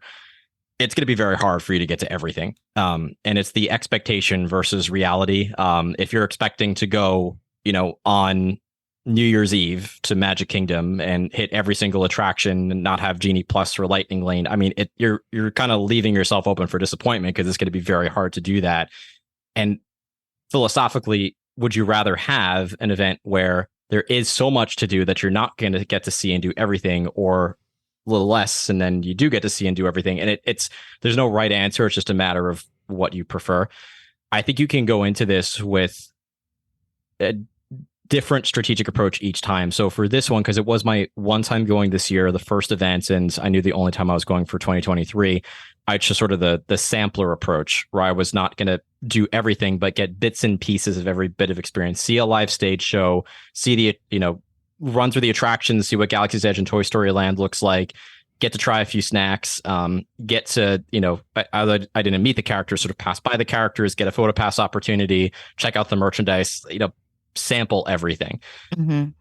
You could also go in and just focus on the food, maybe have that sit down meal at Hollywood Brown Derby, see a live stage performance or see the street performances, and then sort of pick and choose some other items you might want to try, snacks, beverages, and get to see and do all of that. You might do a different approach and just focus on the shows. And there's an excellent chance that if you just focus on the shows, you could probably see every one of them in one night, and maybe add a couple of other things onto that list as well.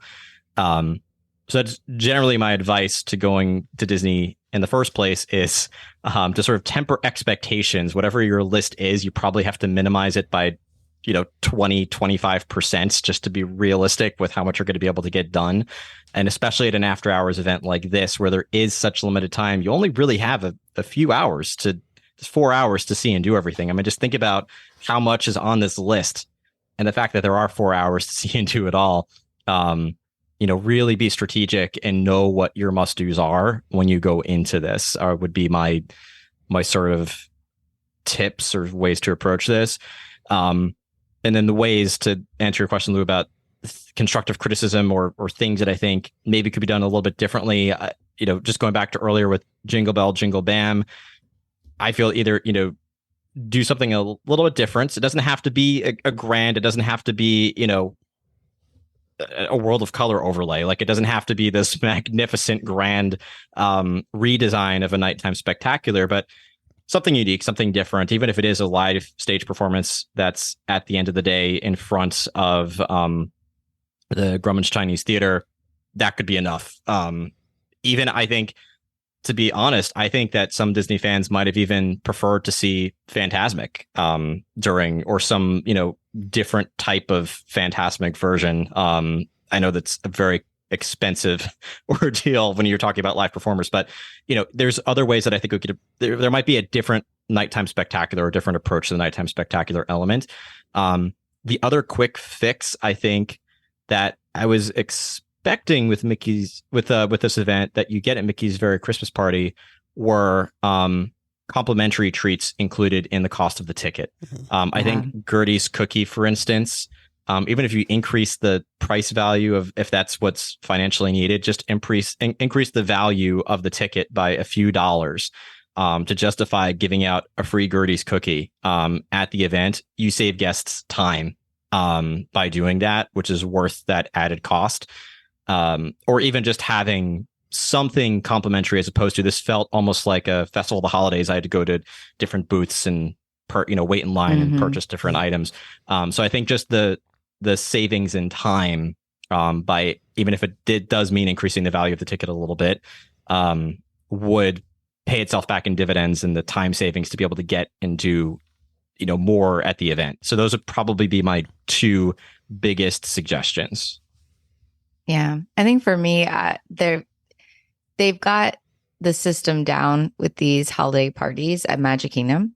And there's things that they could borrow from that they know work. One is letting people in a little bit earlier. I think cutting it a little close, but having people not be able to enter the party till 7, and then have the party start at 8:30. If you have any hangups with that process of getting that band and continuing on, you're going to miss some party time that way.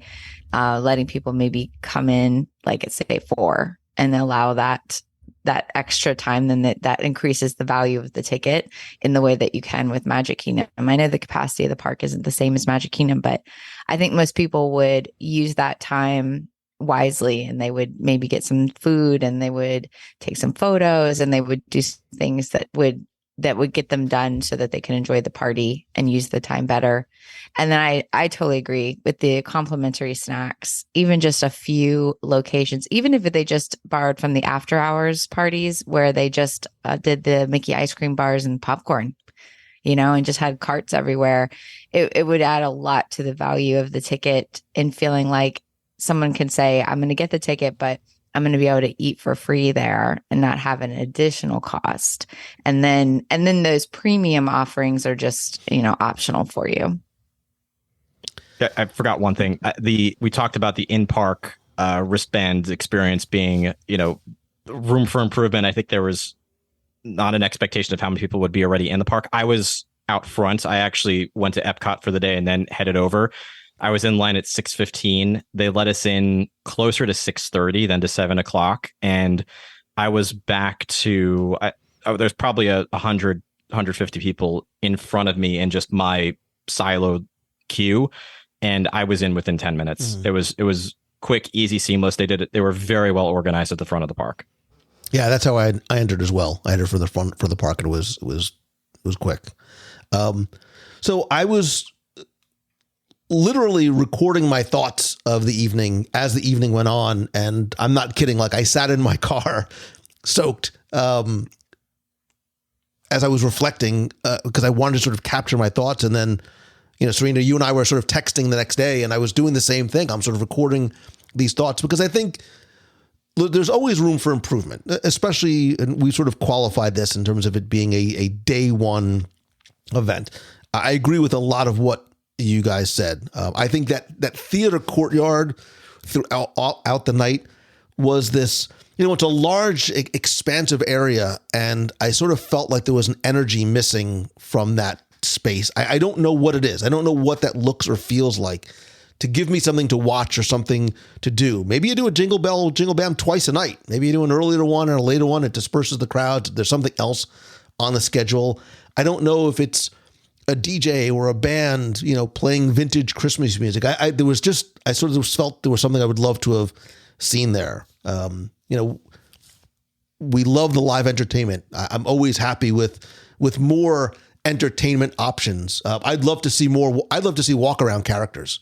I'd love to see more walk around characters themed to the areas that they are. We've seen these at some media previews and things that look, I'm planting my flag, bring back the live actors, bring back Streetmosphere every day, all day, because we love and miss and appreciate them. But especially for an event like this, the quote unquote characters don't have to be face and fur characters. They can be characters that are unique and created for this experience. When I'm on Sunset Boulevard, give me somebody dressed in vintage garb. Give me somebody walking around the Hollywood Brown Derby, interacting with me, because that's some of that playful fun that, yes, you've got to, and absolutely should, pay the actors, but I think that will pay such huge dividends from a guest enjoyment experience, right? Those are some of the things, and those are some of the interactions I think that we as guests come to look for and look forward to. I agree with you 1,000% about the free refreshments as part of the ticket price. It's just like Mickey's Very Merry Christmas Party. It's perceived value, right? It's not about the item itself. It will enhance guest satisfiers. It's about perception, right? It's about perception. It's about amenities. It's about ease, right? Not having to wait on a long line to get an alcoholic or non-alcoholic drink.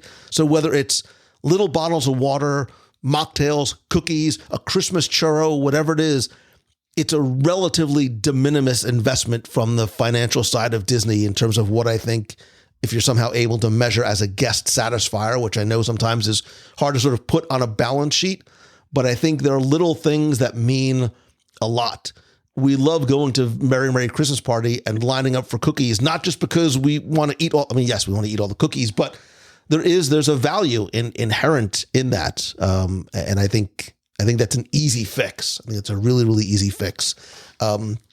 You mentioned Galaxy's Edge and the joy of being able to walk in there with not a lot of people there. One of the things I saw online a number of times was enhancing the Star Wars Galaxy's Edge experience. And I'm sitting on the fence on this one, right? Because you can, some people are like, well, celebrate Life Day, right? If you're a non-Star Wars nerd, Life Day was a sort of fictitious holiday with Chewbacca and his family. It's from the holiday special. It's awful. But, they've sort of embraced Life Day elsewhere, right? Have a Life Day celebration with food and characters. Look, you can argue this either way, right? Galaxy's Edge is meant to be very serious. Like, they take Galaxy's Edge and the character integrity and the story integrity very, very seriously because of what Star Wars used to be when Darth Vader was twerking on stage with Princess. Like, it was weird. The hyperspace hoopla was weird. Yes, I think it would not only attract Star Wars fans, I think a lot of Star Wars fans would stay there. You talk about Oga's being a walk-in all night. It might be something to consider. I think some people would love the idea. Some people might hate the idea. But I'm trying to find ways to continue to enhance this. I don't know how to fix the issues of capacity management at some of the special locations and special venues. I don't know what that is, but you don't want guests to feel like I can't do something even after I've paid a premium price to come in. And I think they'll fix that. I think they're going to fix a lot of these logistics, whether it's food lines, whether it's character lines, whatever it might be. It's every year Mickey's Very Merry Christmas Party gets bigger and it improves. And I think this will continue to improve overall. And I think as I reflect on this and I think about this event, I think it must, and I think it will improve on day two. I think the day two experience is going to be different than what we saw day one. Would they have maybe benefited from a cast media preview day just to sort of like work out the logistics? Possibly, but it is what it is. I think we as guests going in did not know what to expect. I think a lot of cast members didn't know what to expect either, because this was sort of like, the trial run, and you can't plan or prepare what it's going to be like, because what works on paper is different than in real life. You can predict, you don't know how guests are going to move and react and what is going to appeal to them. Yeah. I mean, you can guess a little, but, especially with the crowd flow from when you add in shows too, and how, the holiday show comes out of that theater and it's a huge, influx of people just pouring out onto Sunset Boulevard. And now you've got to filter those people from somewhere. There's a lot of logistics to it. And I think that I feel 100% confident that even by party two, it's going to be better. I definitely think it will as well. The first event is always going to be, as you both mentioned, a trial run. I also think that a lot of the guests who go opening night are of a different mindset than those who go at the later parties.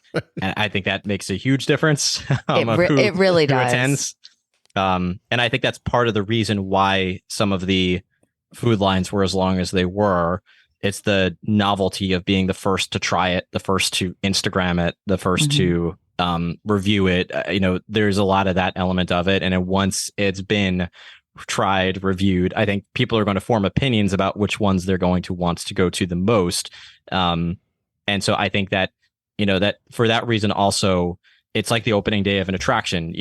There's a different group that goes opening day. It's anyone. It doesn't have to be creators or podcasters. It's just anyone who wants to be able to say that they were there opening day and have documented that and are able to take that back with them. So I think that for a lot of reasons, and that included the second night, and nights beyond that are going to look different than what we saw on Saturday. Yeah. And look, time is going to tell.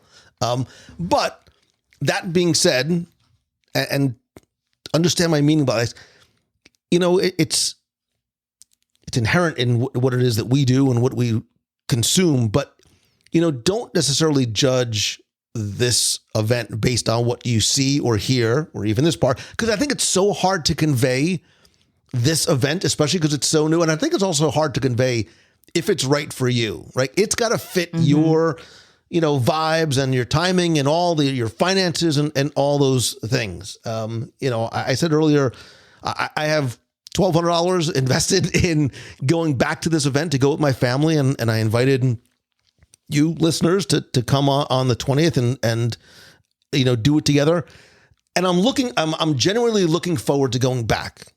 Even if I hadn't bought tickets in advance, I would today say, yes, I would buy tickets again and want to go and enjoy it with my friends and family. Because I think I'm looking at the three of us, we also lose a lot sometimes when we try and cover and experience these events through a literal and figurative lens, because we're trying to capture content, right? And we're thinking about the experience, right, in those terms. And it's hard to convey that, right? You're like, oh yeah, you're really working. Like, I know. I lay blacktop. Like, no, I get it.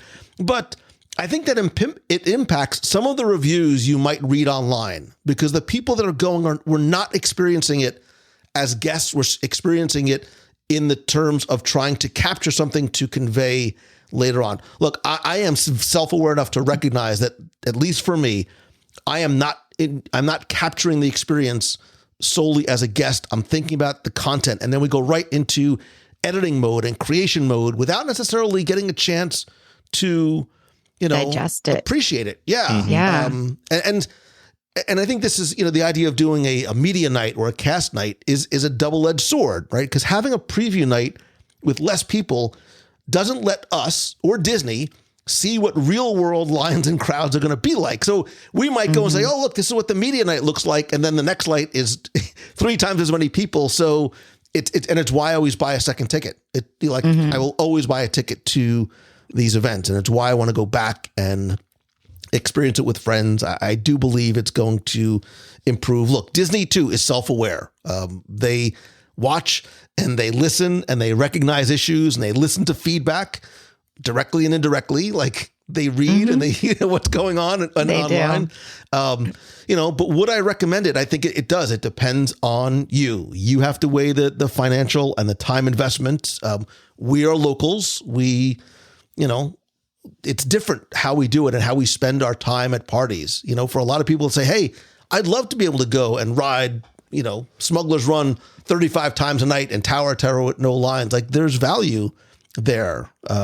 We don't necessarily, I think, weigh that in consideration of our reviews and appreciation of an event, because a lot of people like having the parks, that feeling of the parks to themselves. Look, that was part of the problem with Star Cruiser. This problem with Star Cruiser was not necessarily just the money. It was the time investment. People are like, I'm only here for 5 days. I don't want to spend 3 of it on the Star Cruiser. You have to determine what's important for you, what you want to get out of it. I don't necessarily think it's for young kids, and that's not a bad thing. That it's why Mickey's Very Merry Christmas Party is what it is, and it's so popular, and I love that event so much.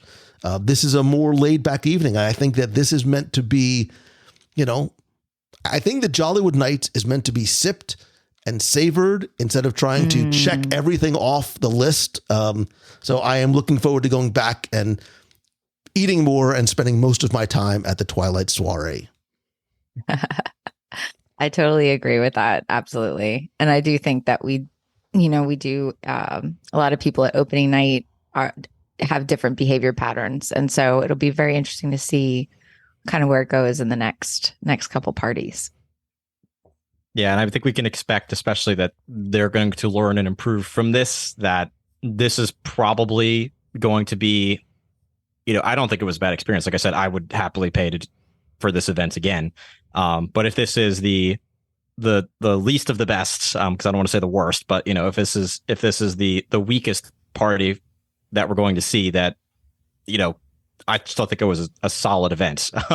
So we can expect when you're sort of judging by what you're reading and seeing and hearing, that it's only going to get better from here as Disney learns and adds some more value, or either way adapts with what they saw at crowd flow and anything else that might have been present from this first event. I think we can easily expect to see some solid gains beyond this.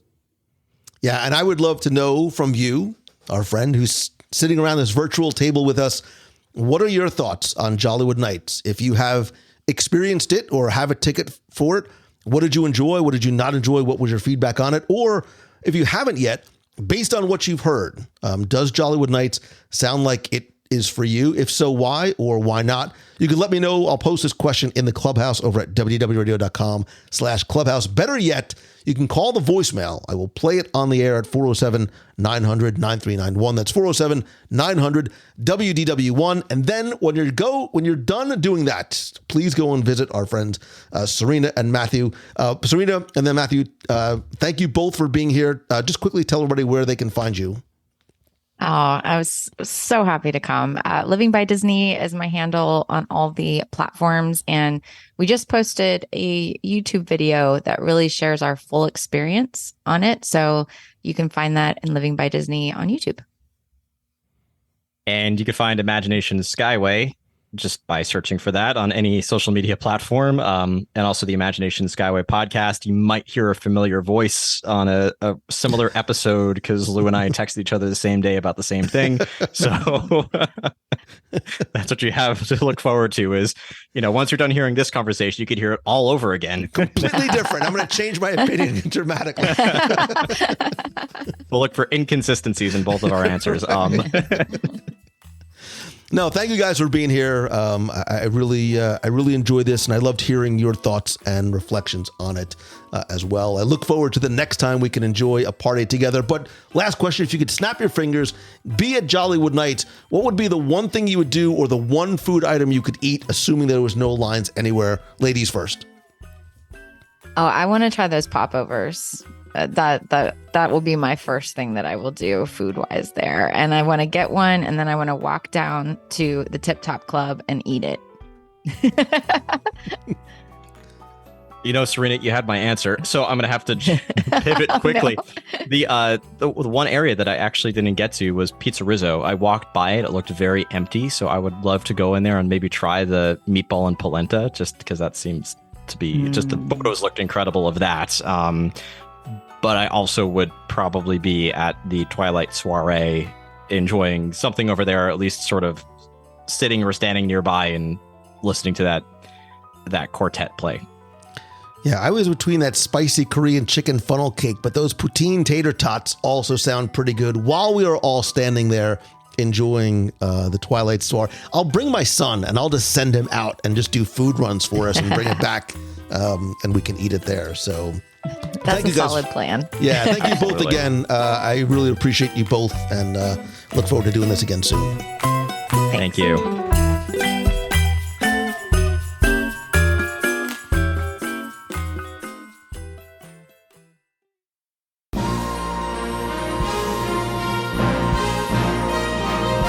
It's time for our Walt Disney World Trivia Question of the Week, where I invite you to test your knowledge of Walt Disney World history or the details that you experience in the parks. And if you think you know the answer, you can enter for a chance to win this week a very special prize package, which includes not one, but 2 tickets to Disney Jollywood Nights at Disney's Hollywood Studios on Monday, November 20th, which is our WDW Radio Night at Jollywood Nights. I'm going to be there with my family. A bunch of people from the community are going to be there as well. And so I bought 2 extra tickets just to give away this week. And all you need to do to enter for a chance to win is correctly answer this week's trivia contest, which, by the way, is brought to you by my friends at HelloFresh. The holidays are right around the corner, and HelloFresh can help take the stress out of dinner by delivering everything you need to make tasty meals right to your door, saving you tons of time and money. And let's be honest, because the season can be both magical and hectic, that's where HelloFresh's 15-minute meals come in, because these quick fixes help get you a wholesome meal on the table in less time than it takes to get delivery. And if you, like me, are hosting this holiday, HelloFresh Market has just what you and I need to please the crowd without the hassle, from Instagram-worthy charcuterie boards to mouth-watering desserts. And remember, HelloFresh isn't just about dinner, because they can also take the hassle out of breakfast, quick lunches, and snacks delivered along with your weekly box. I literally just got our latest HelloFresh box delivered yesterday with the fit and wholesome, calorie-smart, and carb-smart choices. It looks amazing, and I cannot wait for tonight's dinner. And my friends at HelloFresh have a very special offer, literally just for you. Because if you go to HelloFresh.com/WDW free, F-R-E, and use code WDW free, you get free breakfast for life. One breakfast item per box while your subscription is active. Remember, that's free breakfast for life at HelloFresh.com/WDW free and use code WDW free. Trust me, you're going to love it. Now, before we get to this week's question, let's go back, review last week's, and select our winner. So last week I told you that in addition to Disneyland and eventually theme parks around the world, Walt Disney at one time actually wanted to build a non-theme park ski resort. What was that ski resort going to be called? Thank you and congratulations to all of you who entered, got this one correct, and knew that it was going to be called Mineral King or Mineral King Ski Resort. Now, back on show number 558, we talked about unbuilt Disney parks around the world, including Mineral King, where we talk in detail about what it was going to be, the challenges that it faced, Walt Disney's personal interest in skiing, why the project was canceled, and what eventually became of the property in Mineral King Valley. But this week, you were playing for a WDW Radio keychain, stickers, and pin, and last week's winner, randomly selected, is Aaron Hansen. So Aaron, congratulations. I will get your prize package out to you right away. And if you played last week and didn't win, that's okay, because here's your next chance to enter this week's Walt Disney World Trivia Challenge with a very special prize. So we are talking about the holidays and Jollywood Nights at Disney's Hollywood Studios.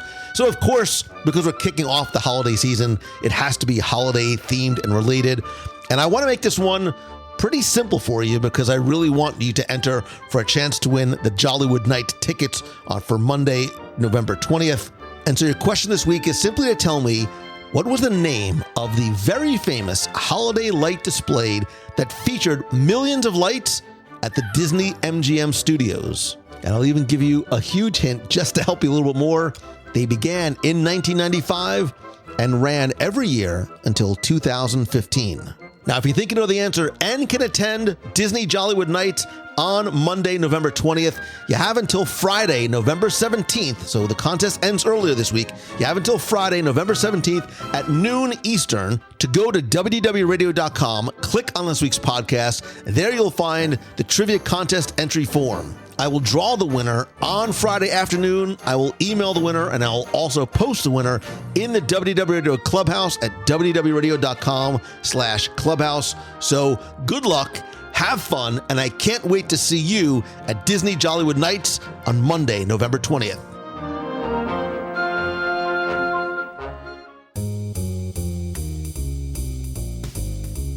Thank you for joining me on our detailed look at Disney Jollywood Nights at Disney's Hollywood Studios. I'd love to hear your thoughts about the event, whether you have attended or are thinking about going or not going. I'd love your feedback and opinion. Again, you can call the voicemail at 407-900-9391 or leave your thoughts in the WDW Radio Clubhouse on Facebook at WDWRadio.com/clubhouse. You can also connect with me elsewhere on social. I am at Lou Mangello on Instagram, X, Facebook, and LinkedIn. You can also email me, lou@WDWRadio.com, if you have a question you'd like me to answer on the show. If you visit LouMangello.com, you could find out how we can work together through one-on-one coaching, small group coaching. I am launching my next mastermind group in January, or how I can come to speak to your event, conference, or school about everything from lessons from the Disney parks and Walt Disney on customer service, leadership, and creating a Disney-like culture. as well as storytelling, building community, and much more. And again, if you have any questions, you can just email me, lou@wdwradio.com. And of course, as much as I love connecting with you online, I still believe that nothing beats a handshake and a hug.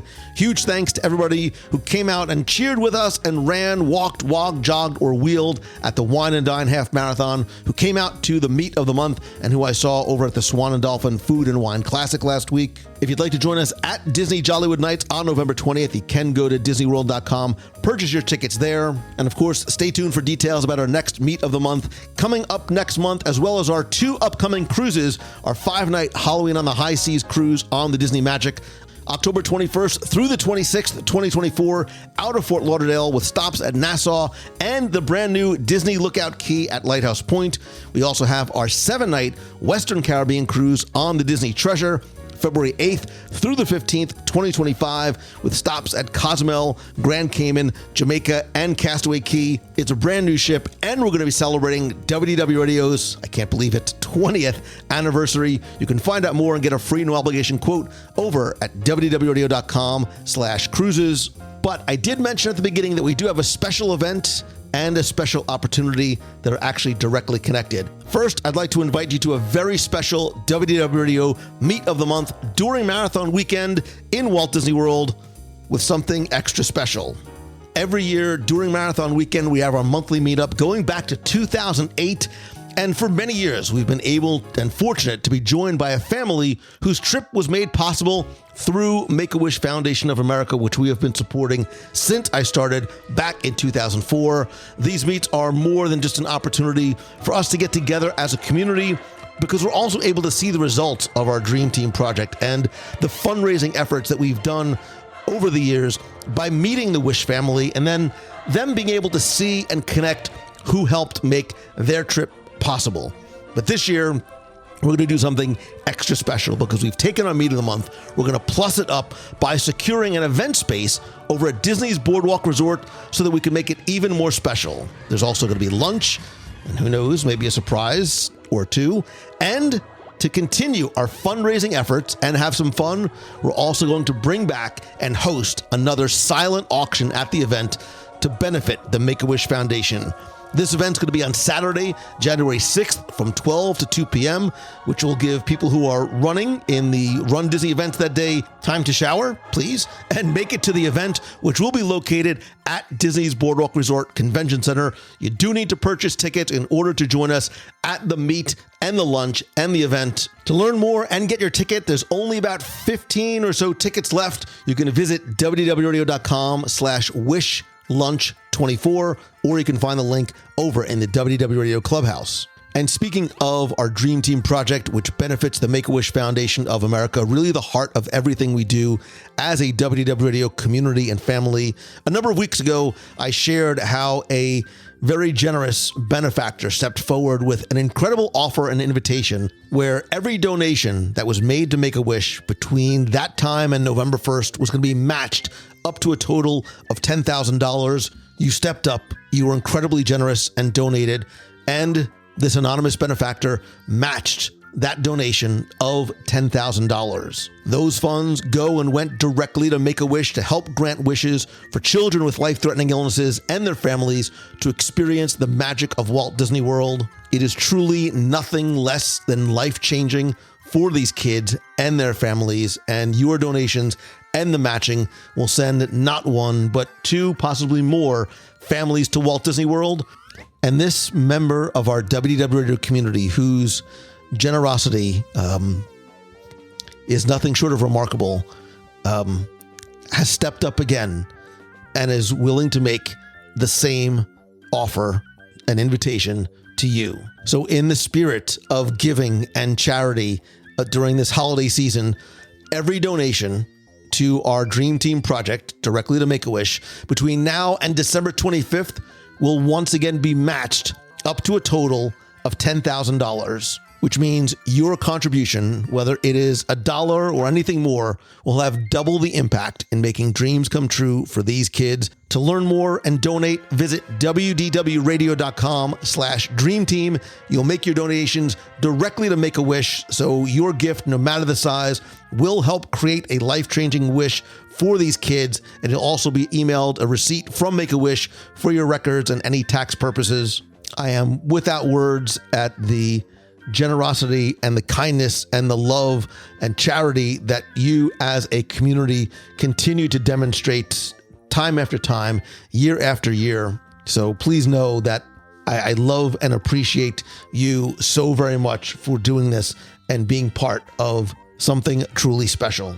And as long as I am in the spirit of giving thanks, huge thanks as always to our friends over at Mousefan Travel, my official and recommended travel provider. Whether you're coming to any of our events, planning an event of your own, or going to any Disney or other vacation destination around the world, visit mousefantravel.com for all available discounts, the best possible prices, and more importantly, the incredible level of personal service. They too treat you like family. And it is the reason why we have worked together for, I think it's coming on 17 years. Again, visit them over at mousefantravel.com.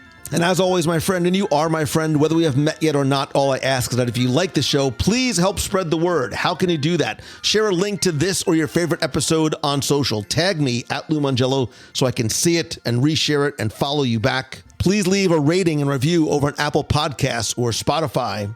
And that, my friend, will wrap up this week's episode. I know it was a long discussion, but I really wanted to make sure we gave a very thorough review and recap and reminiscing and recommendations for Disney Jollywood Nights. And thank you for choosing WDW Radio and to share and spend your time with me. You have so many choices of things to watch and listen to and communities to be a part of, and I appreciate you choosing me and WDW Radio. And in the spirit of making choices, please always remember to choose the good and carry on that spirit of positivity and kindness into our lives every single day. So until next time, keep dreaming, keep believing, and always keep choosing the good. I hope that this is your best week ever. I hope to see you for the live show on Wednesday night on Facebook.